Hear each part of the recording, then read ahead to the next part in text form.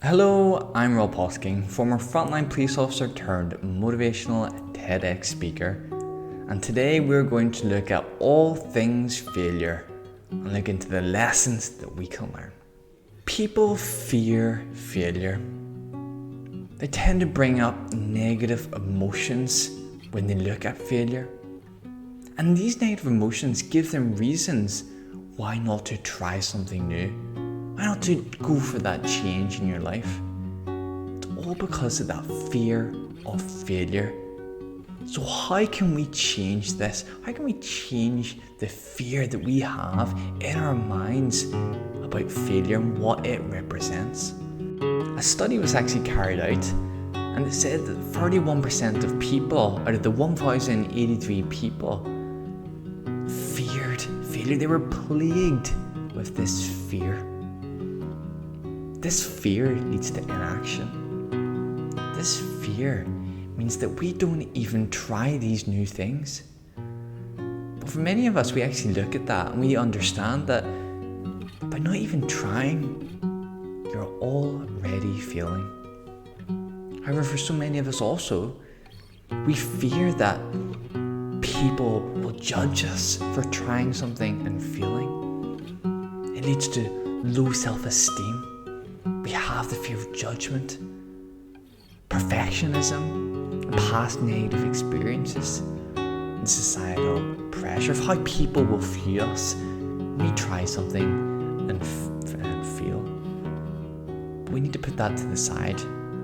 We also need to put to the side our own ego, because our own ego tends to control us, tends to tell us, well, if you don't try it, you won't even fail. Spare the embarrassment, because nobody likes to fail.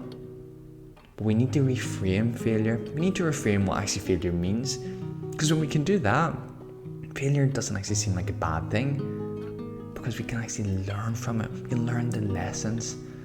It was actually Mark Zuckerberg who said that the greatest risk is not taking any risk. In a world that's changing quickly, the only strategy that is guaranteed to fail is not taking risks. And that is a great way to look into failure. That is a great way of looking at risks in general. So what is my relationship with failure? Well, it's safe to say my relationship with failure has changed over the years. My relationship with failure looks very different to now to what it was as a young boy. See, as a young boy, I probably feared failure a lot more, whether it's through my ego or societal pressures. It would stop me from trying things or doing new things because of that fear of actually failing. But now, I have a good relationship with failure. Although I don't want to fail, although I don't set out to fail, whenever it happens, I make sure I look for the lessons within it. I make sure that I can take some takeaways from the failure to make sure that I'm stronger after it. See, failure is part of life. And for me, I embrace it when it happens, and I take the learnings as a result. And I was asked recently about what advice would I give to my younger self, and it's probably to do with failure and the fear of failure. My advice would be comfortable with being uncomfortable. See, as a young boy, when I was uncomfortable, it was a good reason to quit. Looking back, that should never have been the case. And now I am comfortable with being uncomfortable. Why? Because I have the good relationship with failure. You see, I don't let the fear of failure stop me from doing things anymore. I embrace it. It is so important that we not only embrace failure, but accept it as part of our life, whether that's professionally or personally. However, it's also so important to let it go. We can't hold on to failure. We can't hold on to mistakes. We need to learn from them, yes, but we can't hold on for them for too long. We need to move away from them, take the learnings, and then let them go. Any good leader, any person who's achieved a lot of things in their professional lives or in their personal lives will have that good relationship with failure where they will learn from it. Then that's it. They will let it go. And for many of us, that fear of failure and the mistakes that we've made in our lives It actually stops us from making more decisions. It stops us from trying to succeed. It actually paralyzes us on our decision making. But we need to change that. We need to shift our mindset. Because when you look at the greats, that's what they do. Michael Jordan has made so many shots in his career, but it never stopped him. Cristiano Ronaldo's made so many chances that he should have scored, but it's never stopped him, because they see the mistakes as a learning thing. They take the learnings from their mistakes, from their failures, and they become better as a result. The power of failure is simple. It humbles us. It has the power to make us better.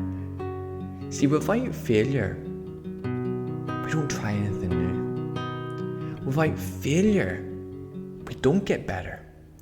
And without failure, we don't change. So we need to embrace failure to succeed.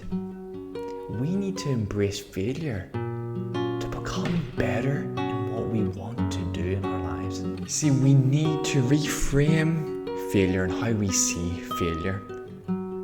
See, failure isn't failure. Failure isn't a reason to never try something ever again. Instead, failure is so important for us to achieve excellency. It is the process of getting it right. See, Thomas Edison invented the light bulb, and it took him over 1,000 attempts. However, when he was asked about failure and his mistakes, he said that he didn't fail 1,000 times. The light bulb was an invention with 1,000 steps. See, accept failure.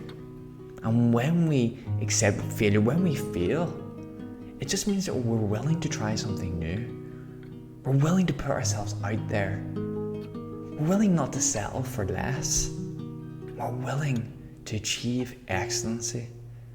So reframe failure within ourselves and what it represents. It's not an excuse to stop. Instead, it is the path to getting it right. So the question that we must all ask ourselves regarding failure is this: the failures that we have in our lives, the mistakes that we've made in our lives, are they going to stop you? Or are they going to propel you?